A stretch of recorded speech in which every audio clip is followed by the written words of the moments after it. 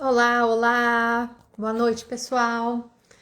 Bem-vindos a essa live, essa nossa conversa, o nosso bate-papo. E hoje a gente vai conversar a respeito de perda auditiva e zumbido. É um assunto bastante frequente e bastante comum. Então, a gente tem muitos pacientes e muitas dúvidas normalmente relacionadas à perda de audição e zumbido, e muitas falas que às vezes eu conduziria de uma forma diferente. Hoje a gente vai conversar um pouquinho a respeito disso também, tá? Antes de começar essa live, eu espero não ser repetitiva, sabendo que sou, mas assim, como gaúcha que sou, devo pedir a todos que estão aqui acompanhando a gente que, por favor, se já não fizeram a sua doação, que juntem as coisas que têm em casa, as roupas que não estão usando, se conseguirem juntar alimentos, água, material de higiene, puderem doar aí nos seus locais, né? A gente sabe que todos os locais estão recebendo, tem um local de recebimento desses materiais e desses utensílios aí que a gente pode ajudar. A situação lá do Rio Grande do Sul, minha família está lá, eu conheço bem, graças a Deus estão todos bem, todos com saúde, vivendo a situação, né? Mas estão com saúde e eu só tenho a agradecer. Mas não é a realidade da maioria. Então, assim, tudo que puder ser doado, que vocês puderem ajudar, eu encarecidamente peço que, por favor, colaborem, tá? Quem não tiver o que doar, se tiver R$ 1, R$ 2, R$ 3, já vai fazer muita diferença também, tá? Dito isso, vamos nós conversar então a respeito de perda de audição e zumbido. E aqui eu vou abrir para vocês colocarem as perguntas hoje a respeito de perda de audição e zumbido, e aí a gente vai ver o que a gente consegue esclarecer a respeito. Bom, para quem talvez é novo aí nas nossas lives, eu vou começar falando um pouquinho a respeito do que é zumbido. Zumbido é aquele som que é percebido pela pessoa e que é um som que não provém, que não tem a sua fonte no meio externo. Então, assim, não é um aparelho que está fazendo barulho. A gente ouve muitas vezes os pacientes falarem, talvez tenha acontecido com alguns de vocês, de que quando o zumbido começou, a pessoa foi ali na janela achando que era cigarra lá fora, ou foi ver se a geladeira estava fazendo barulho, ou achou que o barulho poderia vir de algum outro equipamento de casa, porque achou que o som vinha de fora. Mas o zumbido, ele é justamente um som de dentro, tá? É um som que é produzido e que ele é percebido e que não vem de uma fonte sonora externa, não está no ambiente. E isso talvez seja uma das coisas que gera maior desconforto, porque a gente não tem um botão de desligar, a gente não pode tirar da tomada, a gente não pode tirar do ambiente, a gente não pode sair do ambiente e se livrar dele, porque ele vai nos acompanhar. Então, isso é uma das questões que muitas vezes gera maior desconforto nos pacientes. O zumbido nem sempre é um problema para boa parte das pessoas. Curiosamente, 80% das pessoas que têm zumbido não se incomodam com zumbido. Então, não vão para os nossos consultórios, não vão buscar ajuda, porque na verdade o zumbido não incomoda. Oi, Sandra, seja muito bem-vinda. É a sua primeira vez aqui com a gente. Eu espero que você curta, que você aproveite, que as nossas informações possam te ajudar e que você tire as suas dúvidas, tá? A gente está aqui para dentro do possível, dentro daquilo que o meu conhecimento permite, a gente possa esclarecer as suas dúvidas. Então, o zumbido é aquele som que a pessoa percebe, mas que não vem de uma fonte sonora externa. E não necessariamente precisa ser incômodo. A gente sabe que 80% das pessoas que têm zumbido não vão se incomodar com ele, mas a gente tem aí 20% de pessoas que vão ter um zumbido que é considerado disfuncional, incômodo, atrapalha a vida, tira a qualidade de vida, né? Atrapalha muitas vezes o funcionamento da rotina da pessoa, e em torno de uns 5% desses 20% vão ter um incômodo maior, um impacto ainda maior na qualidade de vida. Então, aí já compromete a funcionalidade, já tem maiores dificuldades, tá? Mas lembrando, não é todo mundo, tá? A gente tem aí 80% das pessoas que têm zumbido e que não vão ter esse incômodo. Qual é a diferença? Porque quando a gente descobriu isso, olha, eu trabalho com zumbido há 24 anos, isso era um conhecimento que a gente os pesquisadores já tinham antes de eu começar a trabalhar com zumbido, a estudar zumbido. Então lá, sei lá, 30 anos atrás ou mais, a gente já sabia que a gente tinha uma boa parte das pessoas com zumbido sem incômodo. E começaram a estudar por que algumas pessoas têm incômodos e outras não. E aí foram atrás de a gente tentar identificar, bom, vai ver, está relacionado ao volume. Quanto mais alto é o zumbido, maior é o incômodo. E curiosamente, o que se descobriu é que não está relacionado ao volume do zumbido. Curiosamente, não é isso que gera incômodo. Existiam pessoas com zumbidos de uma intensidade mais forte do que outras, e essas pessoas tinham um incômodo menor do que as outras pessoas que tinham um zumbido mais baixinho, mais fraquinho. Então, não está relacionado ao volume, apesar de sim. A gente ouve isso do paciente, quando ele tá mais forte, ele é pior, ele me deixa mais agoniada, porque aí entrou emocional, aí tem uma outra questão que a gente já vai conversar também. Então, bom, se descartou aí, não tem relação com a intensidade, com o volume do zumbido. Então, foi se pesquisar, vai ver o tipo de som, né? Não sei, som de apito, som de mais fino, deve ser mais incômodo do que os sons mais grossos, o chiado talvez é menos incômodo do que o apito. E aí, de novo, as pesquisas foram nessas direções e se descobriu que, na verdade, também não está relacionado a isso, não está relacionado ao tipo de som. Então, quem tem maior ou menor incômodo não está relacionado ao volume do zumbido, a intensidade dele, não está relacionado ao tipo de som. E aí, o que acabaram por descobrir é que ele está relacionado ao significado que a gente dá a ele. Então, nas pessoas que têm um incômodo maior com o zumbido, elas têm uma significação dele muito maior. Eu comparo muito com se apaixonar, porque todo mundo em algum momento da vida, eu espero, já se apaixonou em algum momento. Então, se você já se apaixonou em algum momento, muitas vezes era uma pessoa que você já conhecia e dado momento a chavinha virou e você se apaixonou. Ou uma pessoa que você nunca conheceu e você se apaixonou. Mas você já deve ter até ouvido histórias de pessoas que viveram uma vida inteira juntos e nunca nada, e de repente a chavinha virou e se apaixonaram, casaram ou coisas do gênero. O que acontece aí? A pessoa vivia o tempo todo, sabia quem o outro era. O que mudou? O significado. Então essa pessoa passou a ganhar um significado diferente na vida da outra. Apaixonar-se é quando a gente começa a dar maior significado ou engrandecer o significado daquela pessoa. E aí, automaticamente, o nosso foco, a nossa atenção, os nossos direcionamentos todos vão para aquilo, né? Eu brinco que assim, ouve a voz, né? Sente o cheiro, né? Não é mais ou menos assim quando a gente está apaixonado? Então, todo o nosso corpo, todos os nossos órgãos do sentido, inclusive, se direcionam para aquilo. Então, o que acontece, claro que isso é uma coisa, a princípio, positiva, tá? E o zumbido é uma coisa negativa, mas a mesma coisa que acontece para coisas positivas vai acontecer lá no nosso cérebro, lá no nosso córtex, para as coisas negativas também. Então, para algumas pessoas que têm zumbido, ele foi ganhando um significado de algo perigoso.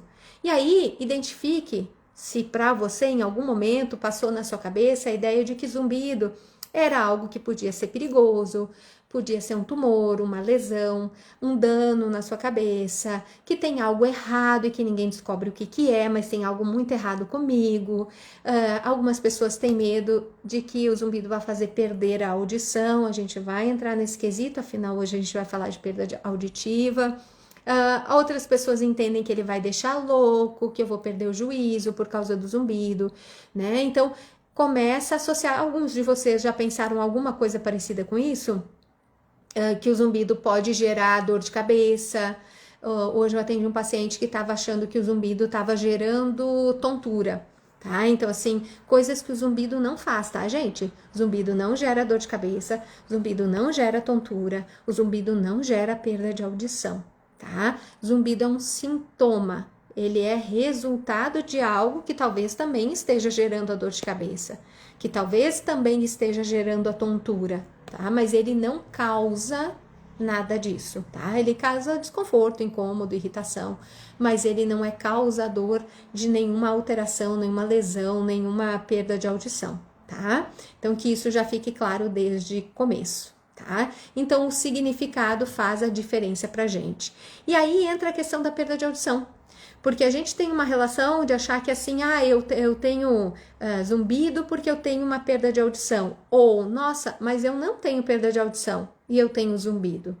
Como que isso acontece? Porque a gente tem uma tendência a relacionar a perda de audição ao zumbido.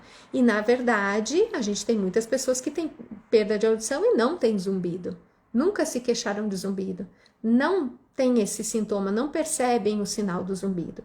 Então, existe uma relação sim, a gente vai conversar sobre isso, mas ela não é uma relação direta e reta. Não é para todo mundo. Eu tenho perda de audição, eu tenho zumbido. Até porque isso seria dizer que todos nós, em algum momento da vida, teremos zumbido, porque afinal, todos nós, se vivermos longamente, teremos o que a gente chama de presbiacusia, que é a perda de audição em função da idade, como a gente tem a presbiopia, que é do envelhecimento da visão, a gente tem do envelhecimento da orelha, né, da audição. A gente também tem o do envelhecimento do labirinto e a gente começa a ter mais desequilíbrios ou mais dificuldades relacionadas ao equilíbrio. Então, a gente tem um processo de envelhecimento. Se a perda de audição ela fosse diretamente relacionada ou um fato, né, assim, quem tem perda de audição vai ter zumbido, todo mundo em algum momento da vida teria. Então, não é só isso, apesar disto também participar, tá? Pessoal escrevendo aqui, a Sandra, tô com zumbido desde dezembro, após um voo de 12 horas, otorrino e áudio, tudo ok, tem que avaliar, tá, Sandra, ver o que é que tá acontecendo, se tem alguma outra disfunção, pensar numa disfunção tubária, o que é que pode estar causando isso aí, tá, vale conversar com um profissional especializado. Aqui o pessoal reclamando bastante do zumbido, que tá difícil, que tá terrível e tal, pessoal, procurem ajuda especializada, tá? Todo ano vou ao otorrino, faço todos os exames e nunca melhorei. Mas só ir no otorrino e fazer exame não resolve o problema. A gente tem que entrar com tratamento, tá? Tem que ir todo ano fazer exame, tem que todo ano ir no otorrino, tem que todo ano fazer exame, mas tem que ver qual o tratamento adequado para você, tá? Para daí que você poder ter a melhora que você deseja, tá? Bom, que tem de perguntas, eu acho, por enquanto, ou de colocações, seria isso. Então, vamos lá, pessoal. Aqui, ó. Tenho todos esses medos, pensei ter tumor, medo de surdez ou de enlouquecer.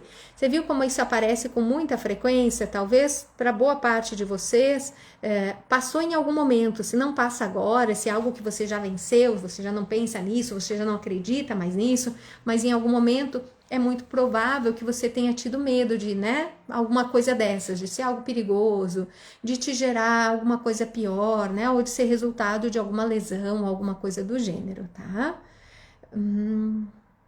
Então, podemos dizer que o zumbido está avisando para a pessoa que algo no organismo dela está alterado, correto? Sim, tá? O zumbido, ele é um sintoma. Então, ele avisa que tem algo alterado no corpo, que tem algo que não está correto. E talvez, muitas vezes, aquilo que ele veio avisar já se corrigiu. E a gente olha para todos os exames, às vezes tem ali alguns fatores e a gente diz, não acha nada. Não é que não acha nada. Se você for olhar a história da pessoa, com certeza você começa a identificar as causas ali. Tá? E por que eu digo as causas? Porque normalmente, na minha experiência, acho que 100% das vezes, o zumbido não é de uma causa, ele é de uma combinação de causas, tá? Então, a perda de audição, por exemplo, é uma das causas. E por que não é todo mundo que tem perda de audição que tem zumbido? Porque muitas vezes não teve a combinação das causas que poderia gerar zumbido, tá? Tem alguma ligação com o fígado, olha, pode ter ligação com a DTM, tem com certeza, tá? Tem ligação, pode ter ligação com o intestino, com os órgãos, tá?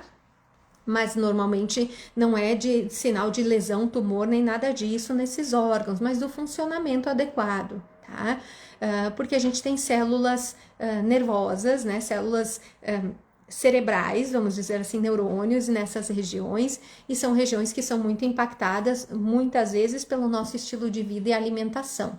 Então, intestino, fígado, pâncreas e estômago tem muito a ver com o nosso jeito de viver, a maneira como a gente conduz a vida, a nossa alimentação, tá?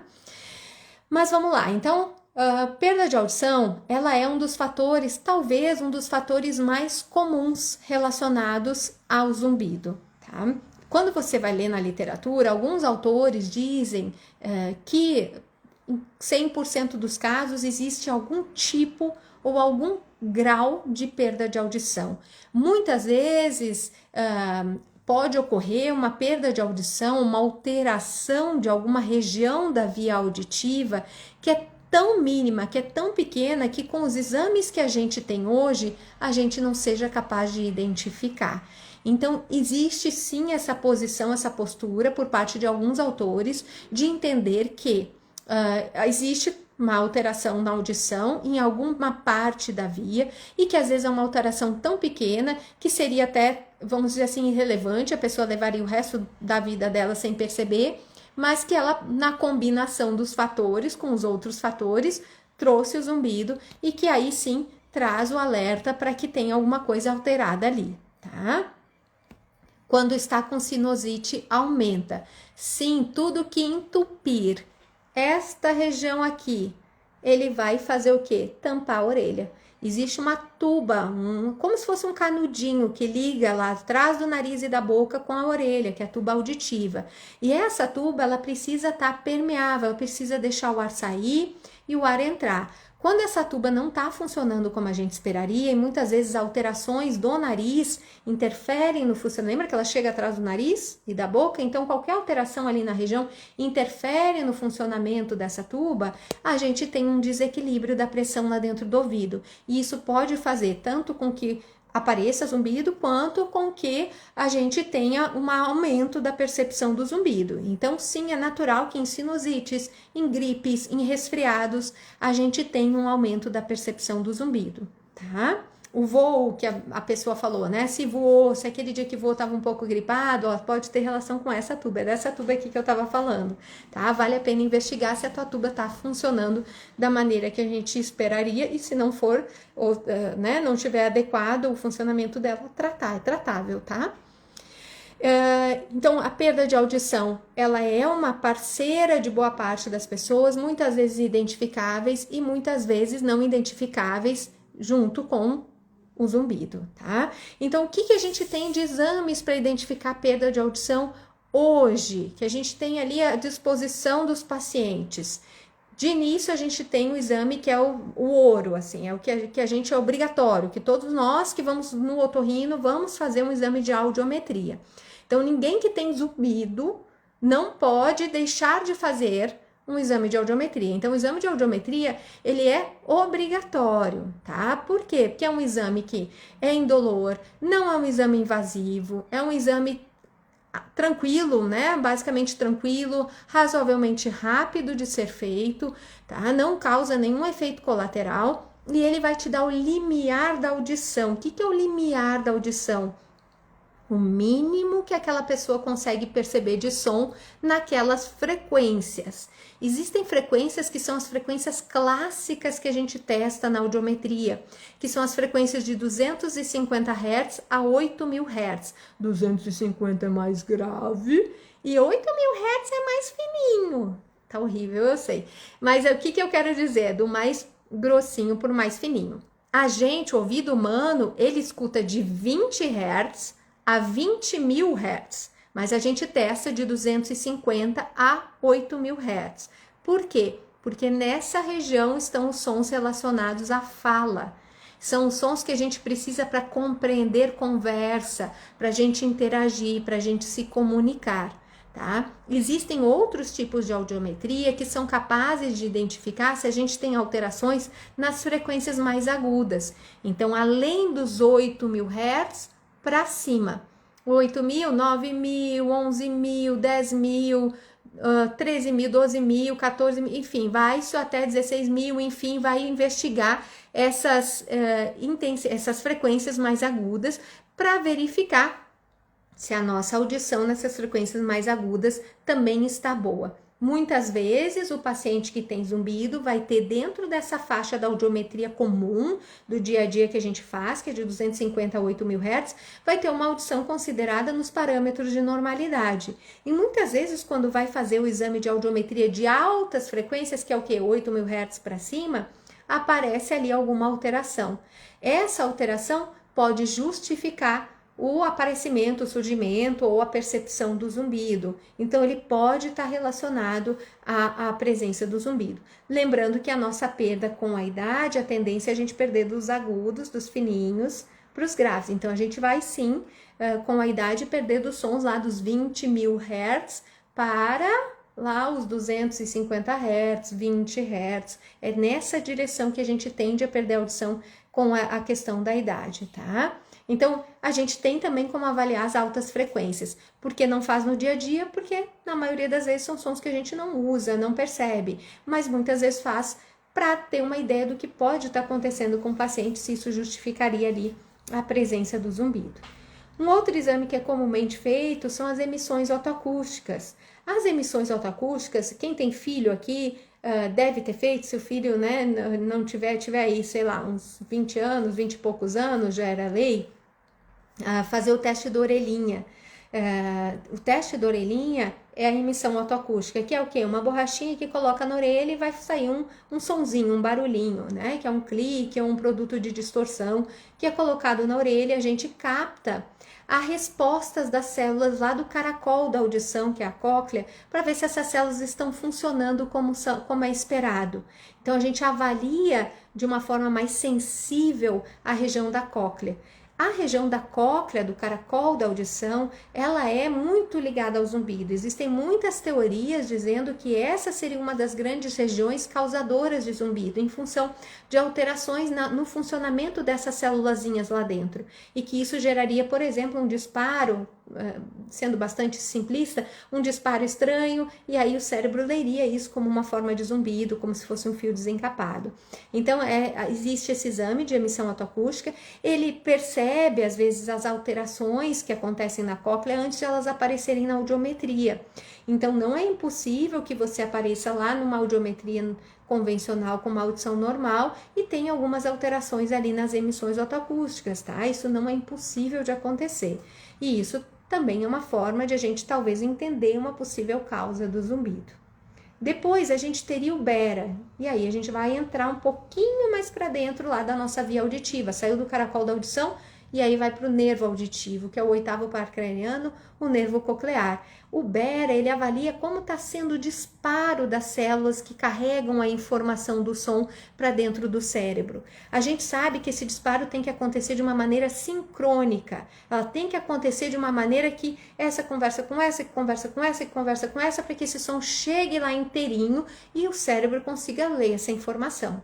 Quando a gente tem uma alteração no nervo auditivo, muitas vezes esse disparo se dá de forma dissincrônica. Então, dispara esse daqui, dispara aquele de lá, depois dispara esse de cá, depois dispara esse de cá. Então, a mensagem que chega no cérebro é uma coisa meio craquelada, meio estranha. Então, é mais barulho do que mensagem quando a gente tem esse tipo de alteração. Então, esse exame, o potencial evocado auditivo de tronco encefálico, que também é conhecido pela sigla PEAT ou pela sigla BERA, que é a sigla de inglês, Brainstem Auditory Response. Então, esses exames, esse exame, ele consegue avaliar o funcionamento, né, a sincronia, o disparo ali do nervo, a integridade do funcionamento desse nervo auditivo do oitavo par craniano. Tá? Então, normalmente, os exames mais comuns que a gente tem ligados a zumbido são esses. É possível que te peçam um exame de equilíbrio caso você esteja com queixa de tontura também. Tá? Então, vai investigar o que pode estar acontecendo no labirinto. O labirinto é o órgão do equilíbrio, tá? Não é só ele que nos dá equilíbrio, ele conta com a participação de outras áreas, de outros órgãos, visão, propriocepção, tá? Da própria audição, enfim, a gente tem ali uma combinação, mas o labirinto é o nosso grande órgão relacionado ao equilíbrio e ele fica coladinho com a cóclea. Então, algumas alterações que acontecem na cóclea, que é o caracol da audição, muitas vezes impactam, mexem com o labirinto e vice-versa. Então, é possível sim que algumas alterações do labirinto venham juntas com o zumbido, porque a região responsável pelos sons, pela audição, está muito colada à região ligada ao equilíbrio, tá? Pode ser que não tenha absolutamente nada a ver, não tenha nada de equilíbrio na jogada. E aí, existem alguns exames para verificar o funcionamento do labirinto, a vectoeletroencefalografia, que talvez seja o mais comum, mais habitual de a gente ver, o VRIT, que também está sendo mais comum, que são exames que vão avaliar ali a função né, dos canais ali, o funcionamento do meu labirinto, como que eu estou lidando com as informações relacionadas a equilíbrio que entram pela minha via ali, pelo labirinto. Então, existem exames diferentes que são capazes de identificar alterações diferentes. Esqueci de contar para vocês que na audiometria, quando a gente faz audiometria, quase 100% das vezes a gente vai fazer também a imitanciometria ou a impedanciometria ou a timpanometria, que é um exame em que a gente vai avaliar como está o funcionamento do tímpano e dos ossículos. Então, ele avalia uma parte da nossa orelha que é responsável por transmitir o som até a cóclea. Então, ele vai avaliar esse pedaço inicial da audição, que entrou pelo canal, mexeu o tímpano, mexeu os ossículos. Vocês já viram os ossículos? É a coisa mais linda do mundo, gente. São os menores ossos do nosso corpo. Vale a pena dar uma olhada. Acho que tem um post muito antigo meu que mostra ele assim no dedo ou numa moeda.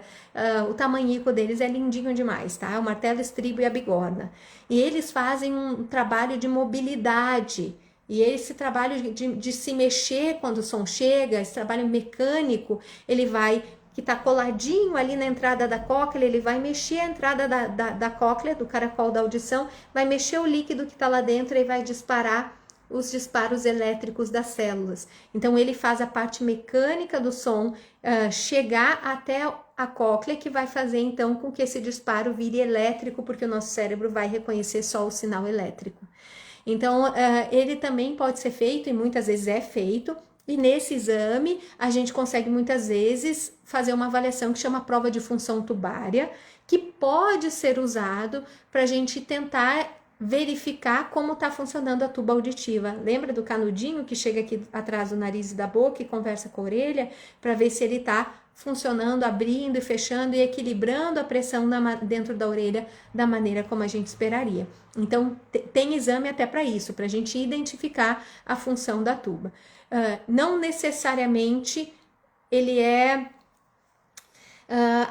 nosso guia, assim, tem que ter uma alteração, ou tem que ter uma alteração importante nesse exame de tuba, ou se o paciente não vem sem o exame de tuba, a gente não trata. Normalmente, pela queixa do paciente, a gente já consegue definir se é uma alteração tubária, né? E muitas vezes começar um tratamento nessa direção, tá? Então, não se assuste se o seu médico não pediu, não necessariamente precisa, tá? E não precisa necessariamente de todos esses exames, tá, pessoal? Tô dizendo aqui para vocês possibilidades de exames que podem ser sugeridos ou solicitados para você, tá?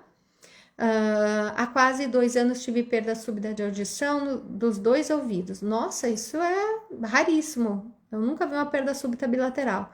Sofro com zumbido, me deixam doido. Vejo que não tem solução. Queria algo que pelo menos minimizasse. Porque, então, nunca fala que não tem solução, Joelmil, porque na verdade talvez você ainda não tenha encontrado a solução. Isso não quer dizer que não tenha, tá? Então, assim, eu sugiro você não desistir, busque alternativas, veja o que possa ser feito, tá? Sempre tem uma saída. A tendência é a gente sempre ter, o cérebro sempre busca o equilíbrio, né? A homeostase, o equilíbrio do nosso funcionamento. Então, existe até uma tendência do próprio cérebro desenvolver a habituação.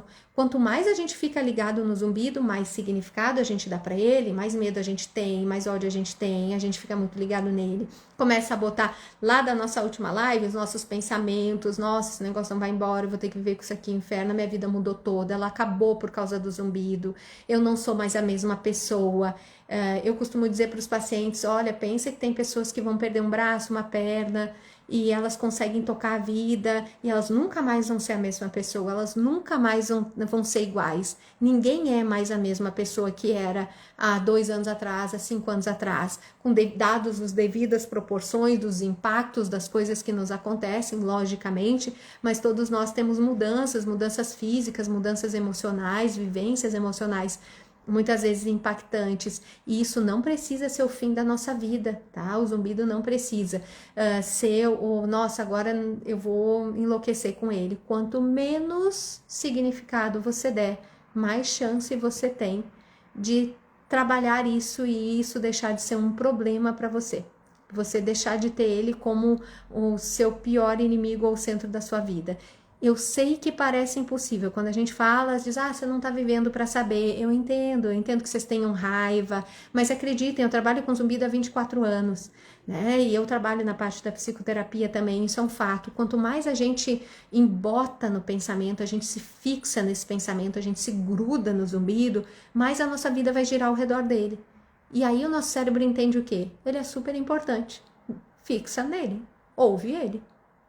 Ele é importante porque é um sinal de perigo, não importa. O cérebro tá... Qual é a regra do cérebro? Qual é a regra eterna do cérebro? Sobrevivência. Se você estiver em qualquer situação onde a tua vida estiver ameaçada, você vai ver você tomar atitudes que talvez você nem sabia que você tomaria. Ou a gente paralisa, congela, existe isso, essa possibilidade, ou muitas vezes a gente vai para uma briga, ou a gente luta pela vida de uma maneira que a gente até desconhecia que poderia fazer. Porque o nosso cérebro tem uma tendência à sobrevivência. Então, se ele está entendendo que o zumbido é algo perigoso, o que ele faz? Presta atenção desesperadamente nisso, porque ele quer sobreviver. Então, quanto mais você significar isso, reforçar isso na sua cabeça, se grudar nele, acreditar que, nossa, é o fim, não tem saída, tarará, mais isso vai acabar te afogando no problema, ao invés de te tirar ali o nariz para fora para você poder respirar. Espero ter me feito entender, tá? Não tô minimizando a dor de ninguém, eu espero que fique bem claro isso, não é minimizar a dor, eu entendo perfeitamente, mas é a gente olhar para isso com uma clareza que eu acho que pode nos salvar do desconforto. Então, quando a gente consegue alcançar isso, atendi há umas 2 semanas atrás um paciente que veio para mim, me conheceu na internet, e ele falou para mim, nossa, eu comecei a reconhecer que as coisas estavam na minha mão, que eu que estava deixando ele tomar conta da minha vida, e eu comecei a tomar as rédeas da situação. Ele chegou para mim assim, prontinho, quase que eu falei, nossa, né, você nem precisa de mim para praticamente nada, né, literalmente, porque ele estava com a cabeça ele já tinha entendido, já tinha começado a manejar.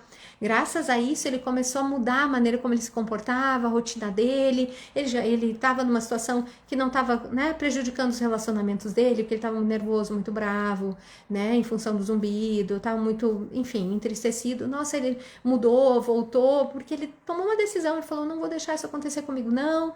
E, enfim, e foi muito bonito, assim, de ver essa história. E não teve nada da minha participação, assim, ele teve uma força realmente muito admirável.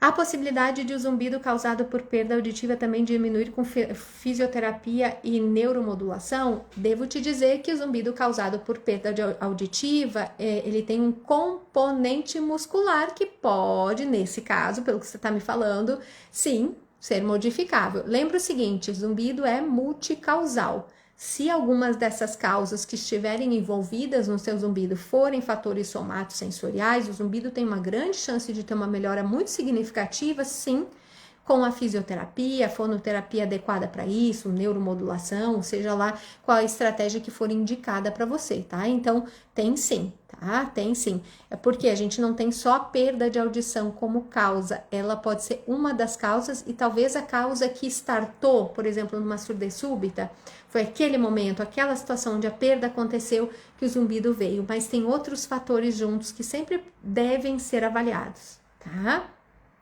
O que faz a terapia auditiva para o zumbido e perda? Eu não sei qual terapia auditiva que você está falando, Michele, eu não saberia te dizer. O que é terapia auditiva? Se seria uma terapia para fala, para processamento auditivo? Será que seria isso?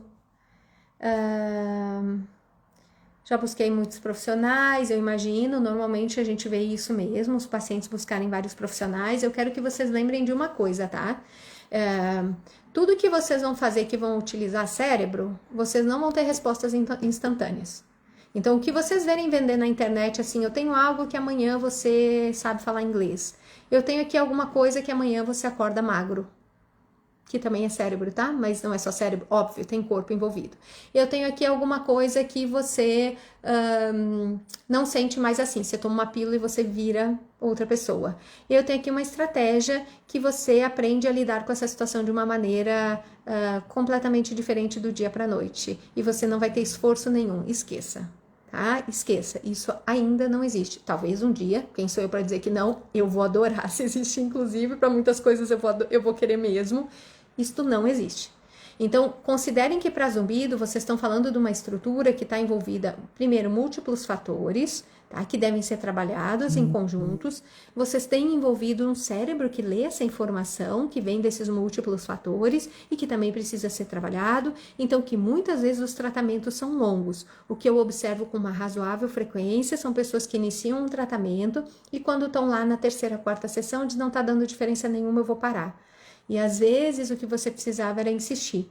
Tá? Não estou aqui, eu não sei do seu caso específico, de você que está aqui, né, olhando para mim nesse momento, assim, não sei se é esse o seu caso, obviamente não posso falar, talvez você tenha tentado e talvez a abordagem não fosse a correta também. Mas muitas vezes a gente fica com essa questão de que, eu quero uma coisa rápida, eu quero uma coisa que me tire. Eu também quero, né? Que nem dor, eu tô com dor, eu quero que ela saia, eu tô gripada, eu quero desentupir ontem, eu quero que a minha voz volte, eu fiquei sem voz esses dias, eu quero que a minha voz volte hoje, né? Eu preciso que as coisas se resolvam para hoje. Hoje, mais do que nunca a gente tem isso, né? Que tudo é muito imediato. Quem hoje espera uma resposta de WhatsApp? Né? Eu já teve várias vezes que brigaram comigo porque eu não respondi imediatamente, porque a gente está muito ansioso, a gente quer tudo para ontem. Porque graças à tecnologia, que é maravilhosa, não estou dizendo que isso é ruim, é muito bom, mas isso também nos gera uma ideia de que tudo seria muito rápido, muito instantâneo e que para o nosso corpo não funciona assim. Muitas vezes nem com medicação, certas medicações demoram tempo para fazer efeito. E a gente muitas vezes não tem. Eu não vou usar o termo paciência, porque eu não acho que é só isso, né? Mas assim, a resiliência, talvez, porque a gente está sofrendo, e eu entendo que paciência em sofrimento é uma outra questão, mas é a resiliência de dizer, ok, eu vou ter que esperar o tempo do meu corpo responder. Ou, ok, eu vou ter que insistir nesse processo aqui até que meu corpo consiga entender esse novo formato e comece a me trazer as respostas que eu quero.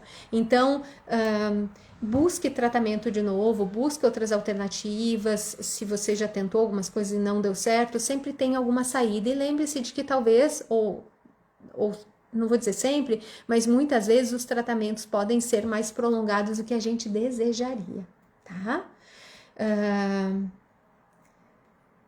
Eu não sou mais a mesma pessoa, tudo isso que a senhora falou. Então lembre-se o seguinte, a pessoa que você era ainda mora em você.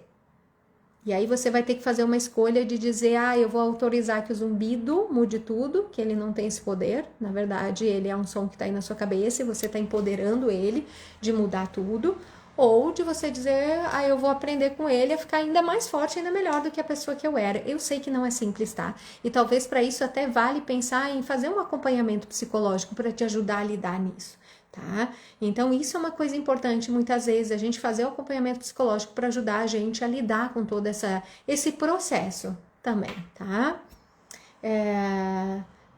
A questão financeira, os melhores profissionais são custosos. Pensem o seguinte, pessoal, para a gente se formar, a gente tem que se atualizar com frequência. No momento, para vocês terem uma ideia, eu estou fazendo uma pós, 2 cursos, tudo neste momento, tá? E no meio do ano a gente tem congresso internacional, as coisas são todas bastante onerosas, então é muito difícil que um profissional que decida trabalhar nessa área, investir em estudar e se aprofundar nisso, consiga manter os atendimentos por convênio, por exemplo, né? Depois de um tempo você realmente não consegue, porque fica realmente muito difícil de você se manter atualizado e realmente dar o atendimento necessário.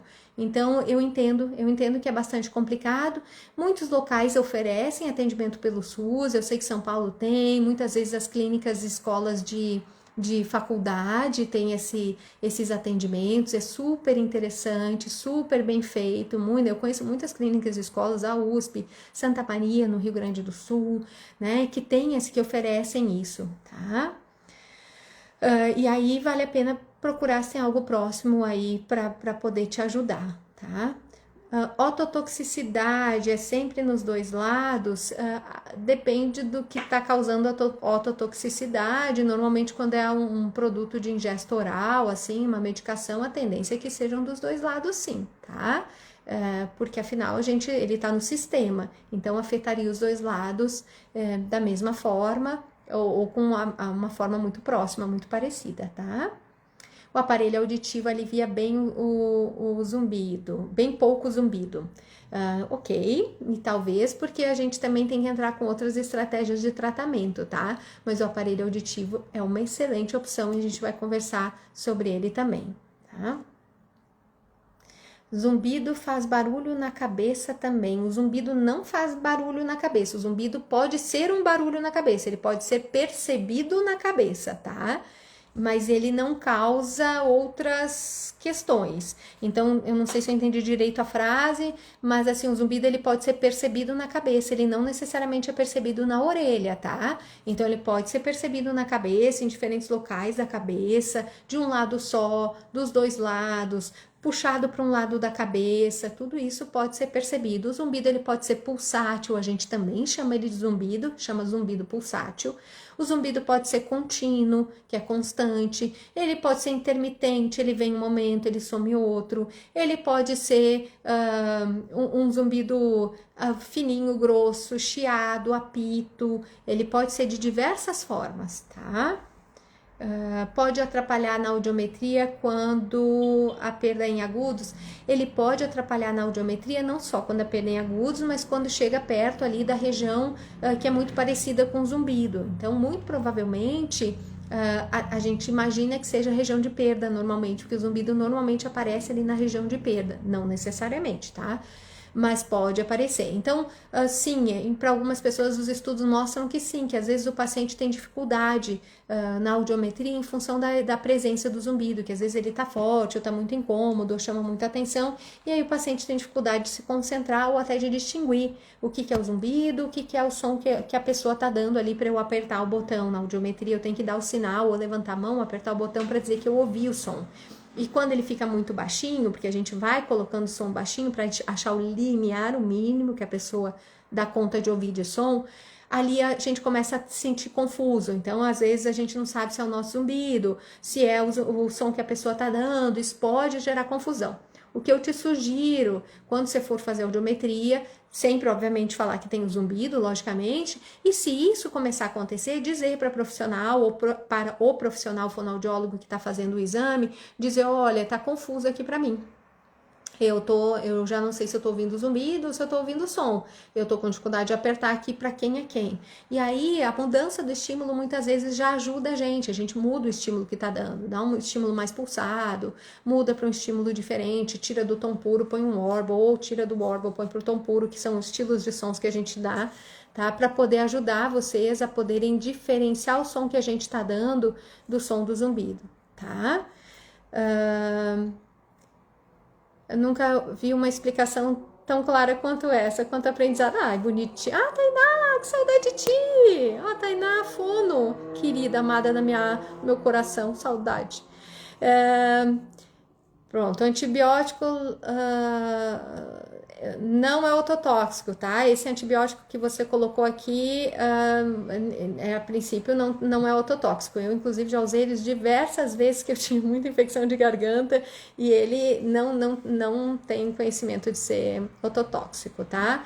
E o triptofano também não é ototóxico, tá? Até onde eu sei. Gente, não sou médica, tá? Mas assim, eu digo que eu não sou médica, eu sou metida.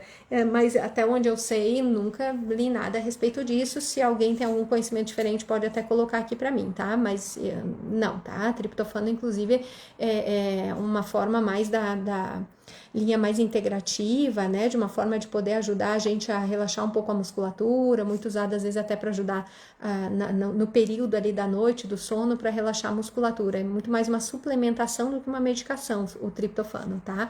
A levofloxacina, ela é um antibiótico. E aí ele, obviamente, só com receita, porque todo antibiótico, obviamente, só com receita, mas não tem nada de ototóxico, tá? Tanto é que ele é prescrito por otorrinolaringologistas, tá? E aí, o ototóxico, ele tá muito ligado à dose, a quantidade de tempo que você usa, a dose que você usa. Normalmente, as medicações, assim, mais fortemente ototóxicas de antibióticos são os antibióticos aminoglicosídeos, que são as micinas, gentamicina, amicacina, enfim, eu não tô lembrando. Meu trabalho de conclusão foi sobre gentamicina na época da faculdade. que foi ontem.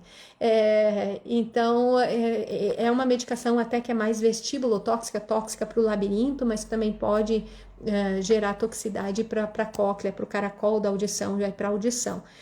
Normalmente são esses antibióticos que são mais ototóxicos, tá? Aqui, eu não saberia dizer seu nome, desculpa, Menessaluz, diz que para mim atrapalha, eu acho que é da audiometria que ela estava falando, né, que às vezes atrapalha o zumbido, o som, acredito que seja isso, né, que atrapalha a conseguir responder na audiometria. Lembrem-se, falem sobre isso com um profissional que está fazendo o seu exame, tá? Até para que vocês não tenham dúvida. Eu vejo muito paciente chegar no meu consultório dizendo, eu acho que esse exame não está certo, porque quando eu fiz o exame, meu zumbido estava me atrapalhando. Então, assim, fala com o profissional, até para você sair seguro do exame, porque pode ser que o exame esteja perfeitamente correto, mas você fazer um exame e depois você não tem segurança se aquilo ali está certo ou não, se você pode fechar o olho e entender que aquilo ali é sua audição ou não, não vale a pena. Então, conversa com o profissional, deixa ele ajustar a estimulação de uma forma que você consiga ouvir melhor, perceber o sinal melhor e responder melhor para o exame de audiometria, tá? Eu acho que os otorrinos ficam perdidos em relação ao zumbido, mesmo indo a tantos congressos. Olha, eu vou dizer para você que, assim, todo congresso fala de zumbido. Eu hoje desconheço, talvez, porque eu vou a congressos relacionados ao ouvido, mas não, eu vou a congressos gerais, às vezes. E todos os congressos têm aulas de zumbido, alguma coisa de zumbido. Dentro da área de pesquisa, quando a gente vai publicar, vai pesquisar em sites de publicação de artigos científicos, talvez eu ouse dizer que zumbido dentro da área de audiologia ou otoneurologia, que é essa parte que olha para a orelha, talvez seja uma das coisas mais pesquisadas, que a gente mais encontra artigos científicos, pesquisas. O que acontece é a subjetividade dele. A grande dificuldade que os profissionais têm é que primeiro, ele é subjetivo, você não consegue pegar nele, ouvir ele, medir ele, eu não posso ir lá e ouvir o seu zumbido, eu não tenho essa capacidade. Claro que com a prática a gente vai até entendendo melhor o que o paciente vai relatando pra gente, né, porque a gente já viveu isso com outros pacientes muitas vezes, mas de início eu acho que é uma coisa muito complicada a gente entender, inclusive entender o tamanho do sofrimento. Né? Porque no começo a gente entende, é só um sonzinho, é só isso, mas a gente sabe que não é assim. A gente sabe que não é esse o impacto que ele tem. A gente sabe que pode ser muito devastador para algumas pessoas, né? A existência e a presença do zumbido. Então, eu acho que talvez entre um pouco disso, mas os profissionais têm muito mais acesso a zumbido, acho que melhorou muito, muito, muito do que era. Imagina, eu comecei há 24 anos atrás, as coisas que os profissionais diziam para os pacientes e o que eles dizem hoje já melhorou muito. A gente ainda tem alguns desafios, sim, pela frente, infelizmente, com relação ao zumbido, mas eu acho que é isso, é a multicausalidade, mas eles já estão, olha, eu já encontro diagnósticos bem mais precisos, bem mais direcionados, assim, e tá muito mais, tem melhorado. Eu sei que talvez não na velocidade e na dimensão que vocês precisem ainda, mas acreditem, já foi pior. Eu tive crise de ansiedade depois de tomar triptofano e depois de uns minutos veio o zumbido. Então, eu relacionaria o zumbido mais à crise de ansiedade, que talvez tenha sido o gatilho, deve ter mais coisa nessa jogada, tá? Ju? É a minha Juju? Não sei. É que a minha Juju é uma paciente que eu atendo, que é Ju. Então, assim, a ansiedade, eu posso entender, aqui não conheço o caso, tá? Mas, assim, eu desconheço o triptofano como causador de zumbido, tá? Eu acredito que talvez tenha sido, o gatilho tenha sido a crise de ansiedade, tá? E aí eu investigaria outras questões juntos, tá? Porque provavelmente foi uma gota d'água em um copo cheio. Tá? Porque vamos lá, se a gente também considerar a ansiedade causa zumbido, então todo mundo, talvez hoje no mundo, vai ter zumbido. Porque quem aqui hoje pode dizer que não vive ou não viveu, ou não vive de vez em quando, inclusive, situações de ansiedade às vezes bastante extrema, e não necessariamente tenha zumbido. Porque aquela pessoa tem zumbido, mesmo razão pelas quais algumas têm problemas de estômago, outras vão ter problemas de intestino, outras vão ter, ligados ao emocional. Então, aquele às vezes é o órgão que está mais fragilizado naquele momento em função de outros fatores. Então, se eu já venho com uma alimentação ruim, eu já venho com uma alteração aí emocional e tal, de repente o órgão que vai impactar é o meu intestino. Porque eu já tenho ali uma flora já preparada para aquilo, eu tenho uma crise de ansiedade, cérebro e intestino conversam perfeitamente, em sincronia, e aí pronto, meu intestino dá sinal. Ou para outras pessoas é o estômago. Então eu venho estressado, eu já não venho dormindo pouco, tô me alimentando mal, tô sem fazer atividade física, tô comendo tarde da noite, tô indo dormir de barriga cheia, de repente, nossa senhora, vem lá aquele, né? Por quê? Porque o meu estômago já estava mais fragilizado e foi a gota d'água em um copo cheio, numa crise de ansiedade, meu estômago vai lá e estoura. Então, eu suspeito, volto a dizer, não sei o seu caso, mas eu suspeito, eu pegaria mais pelo lado da ansiedade ter sido copo cheio em uma coisa que já existia do que necessariamente o triptofano, tá? Vale investigar. Tem perda na frequência de 8.000, muitos otorrinos não indico aparelho auditivo, pois disseram que a maioria não chega nessa frequência. Qual a minha opinião? Os aparelhos auditivos não amplificam 8.000 Hz mesmo, tá? Então, o aparelho auditivo para amplificação dessa frequência, muito provavelmente você não vai ter resultado nenhum, tá? Você não vai realmente ter nenhum benefício. Então, talvez o aparelho auditivo não seja a indicação para o seu caso, tá? O aparelho auditivo, ele é uma excelente ferramenta para tratamento da perda de audição e, consequentemente, do zumbido, porque se eu melhorar a entrada de som, eu estimulo o meu cérebro. Então, o que a gente tem aqui? Dois fatores. Primeiro, na hora que entra mais som de fora, eu percebo menos o som de dentro. Então, isso já é uma vantagem. Segunda coisa, a gente sabe que quem tem zumbido tem uma hiperativação de áreas do cérebro. Então, quando a gente vai lá em pesquisas que fazem exames de neuroimagem no cérebro, não essa tomografia, essa ressonância que a gente faz no dia a dia, tá? É um tipo de ressonância específica que a gente vê áreas do cérebro se acendendo, que é bastante para pesquisa. A gente normalmente não tem isso na nossa prática diária. A gente vê áreas do cérebro ali hiperexcitadas ou com a oxigenação diferente, né? Em pessoas que têm zumbido, a gente já sabe, já conhece essas áreas, já está mapeado essas áreas do cérebro. Então, quando você tem uma diminuição da audição, independente de zumbido ou não, você tem uma alteração da via auditiva. Da mesma forma que quem tem zumbido tem essa alteração da via auditiva. Então, você percebe que tem similaridades? A via auditiva em quem tem zumbido e a via auditiva em quem tem perda de audição apresenta essa alteração. Só aí já é uma similaridade. Na hora que eu coloco o aparelho auditivo e eu devolvo a estimulação para essa área lá do meu cérebro, a tendência é que essa hiperexcitação, essa mudança do funcionamento se regule, porque eu estou devolvendo o que estava faltando para aquela região. Então, a tendência é que isso se regule. Volto a dizer, é cérebro. Não acontece do dia para a noite. Eu fiz um teste de 1, 2, 3 semanas, não mudou nada.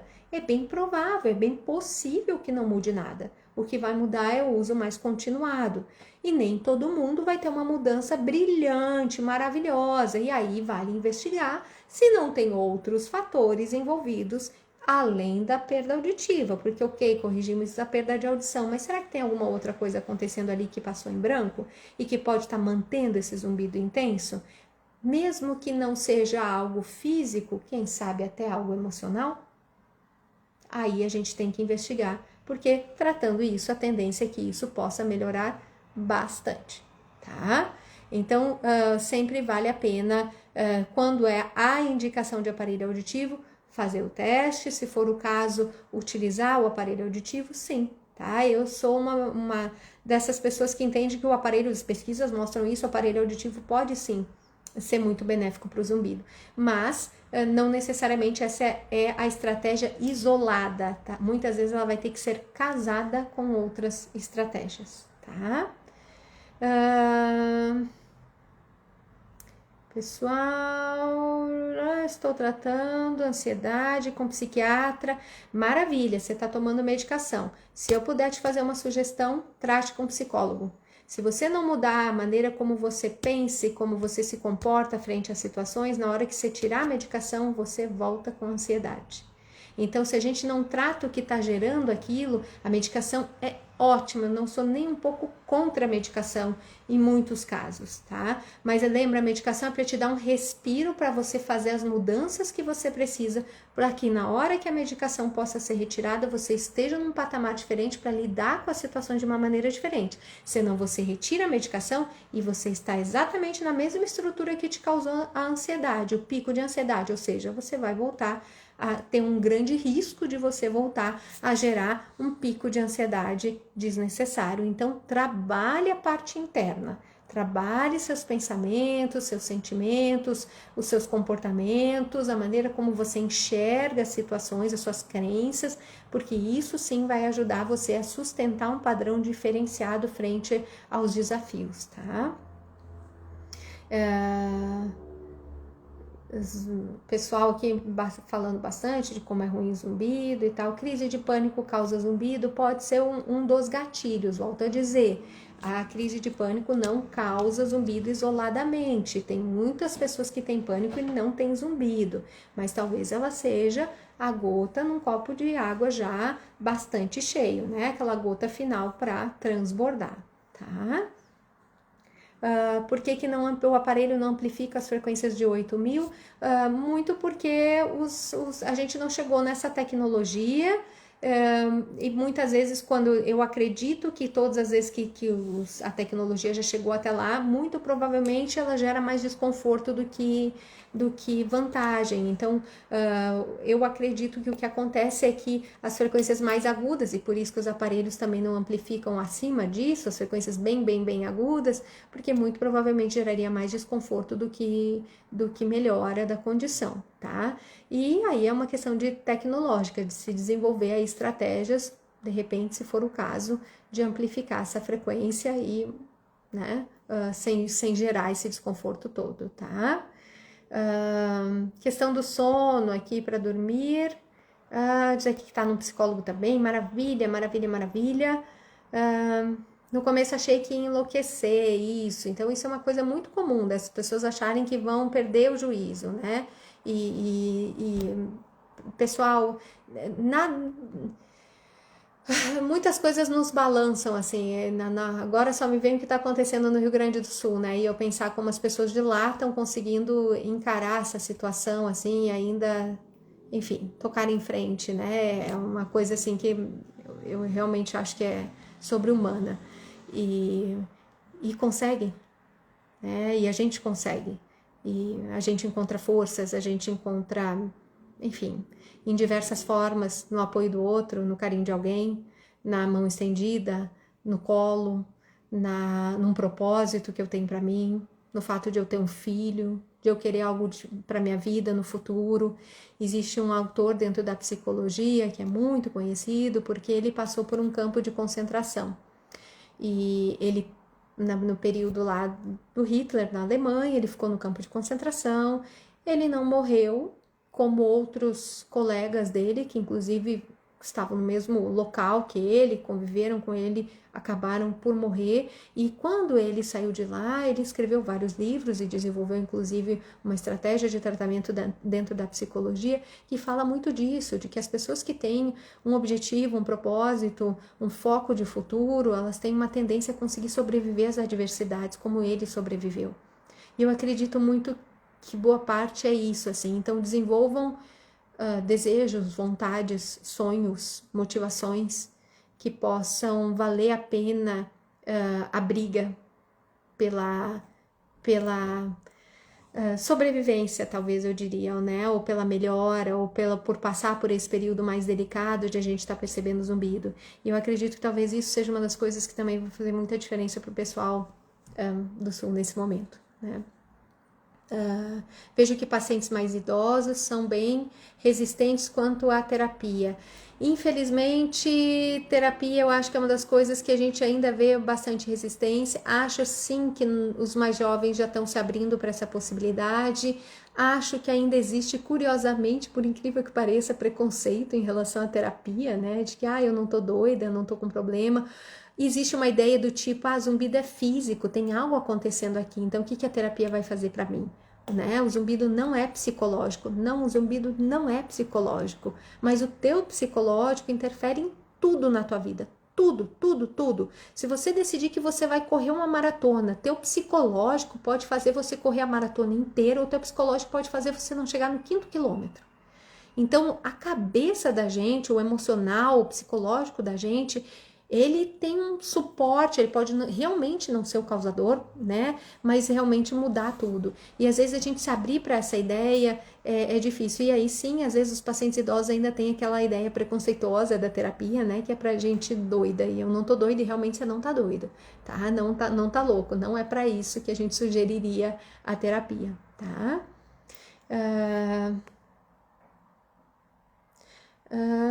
Ok. Ah, gostei. Dor não se compara, se ampara. Eu concordo, dor não se compara. E quero deixar claro que quando eu falei das dores aqui, eu fiz uma relação, não uma comparação, tá? Só para a gente entender, assim como a gente conta a história desse autor que viveu o campo de concentração, tá? Quando a gente conta isso, não é para a gente comparar, é para a gente poder observar que existem estratégias, tá? A gente amparar e poder ver, olha, tem uma saída. Se ele conseguiu, se ele passou por uma situação difícil, não é igual a minha, e eu não vou me comparar com ele, mas quem sabe eu também consigo, quem sabe eu também acho uma saída. Será que o que ele fez pode funcionar para mim? Não é muita coisa assim? Não é muita coisa que a gente aprende, às vezes, olhando os outros fazerem? Então, às vezes, é isso que acaba ajudando a gente a encontrar algumas saídas, né? Meu emocional se abalou muito depois do zumbido. Sugiro procura terapia, eu acho que é super válido, tá? Terapia é vida, eu estou bem melhor, concordo com você, sou suspeita, mas concordo. Estou me tratando com fisioterapeuta, como é difícil o chiado nos ouvidos, e isso continua seu tratamento, tá? Aqui você concordou com a minha fala. Não, ótimo, né? Mas eu acho bom reforçar, porque talvez algumas pessoas tenham, né, entendam de uma forma diferente. Eu concordo plenamente com a tua frase, que a gente não compara, a gente ampara. E nessas horas, talvez, né, a gente olhar para as pessoas que conseguem passar por alguns desafios, fazem a gente se encorajar a viver os nossos, né? E eu acho que é isso, assim, quando eu faço as lives, é justamente para isso, para a gente poder se encorajar, sabe? Se empoderar. Por isso que eu falo assim nos posts, procura colocar as coisas positivas, procura colocar, ajudar os outros a enxergar o que você já conquistou, o que você já andou, porque eu tenho certeza que alguma coisa você já andou, alguma coisa você já conquistou nesse processo todo, por mais que você não esteja no ponto que você quer em relação ao zumbido, mas que você com certeza já fez grandes movimentos e grandes modificações. Então, é isso, eu acho que se a gente pudesse amparar, no sentido de se empurrar para frente, não no sentido de a gente dividir as dores só, assim, dividir as dores sim, mas a gente não ficar só nisso, né? E a gente tentar achar alternativas juntos, é isso mesmo que a gente quer, tá? Então, ó, diz aqui, a minha mãe, inclusive, gosta muito dos livros de Holocausto.